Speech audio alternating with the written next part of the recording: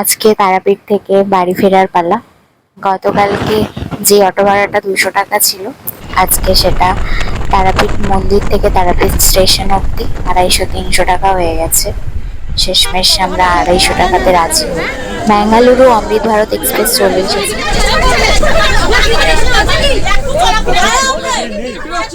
রীতিমতো আমরা যুদ্ধ করতে করতে আমাদের সিট অব্দি এসেছে। জলের বোতল রেখে দিয়েছে, খাবার রেখে দিয়েছে, তখন থেকে আমরা সাফার করছি। আর দেখুন এত লোক রাস্তার মাঝখানে পুরো দাঁড়িয়ে আছে, বিনা টিকিটে লোকজন উঠে পড়েছে। এখানে কি অসভ্যতাম হচ্ছে এখানে দেখুন।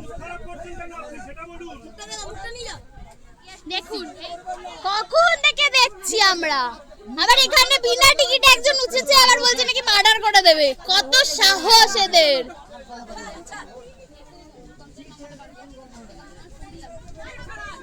এখনো খাবার রেখে দিয়েছে দেখুন। বাবা এই যে সিটের তলায় আমরা টাকা দিয়ে বুক করেছি। এটা কোথায় চলে এলাম বলতো?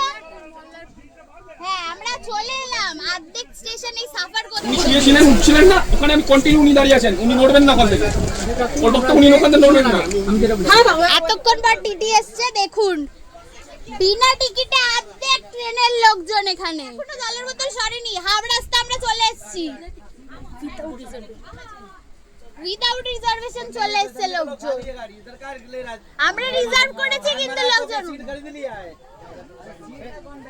तो फिर चलो बढ़िए, इधर बढ़िए, सब खाली है सब पेशेंजर सीट खड़ा, जिसका सीट है वो नहीं बैठ पा रहा है। বিনা টিকিটে অর্ধেক লোকজন এখানে। আপনার এখানে সিট বসুন, আপনার যদি বসা থাকে আপনি রিকোয়েস্ট করবেন সবাইকে দিয়ে দিন, ঠিক আছে? হ্যাঁ সব করে দিন। এত কেন লোক বলছো হাঁটাও, এতক্ষণ কতক্ষণ ধরে রাখা আছে বলুন তো? এখন উঠলাম আর আপনারা ফোনেও পাওয়া যায় না। আমরা তো কখন থেকে কমপ্লেন নাম্বারে কমপ্লেন করছি। এত লোক রাস্তার মধ্যে দাঁড়িয়ে আছে, টিটি কিছুই করছে না। টিটি হয়েছে কিছু, টিটি চেয়ে কি করছে না টিকিট। তাহলে টিকিট ছাড়াই তো আমরা উঠে পড়তে পারতাম।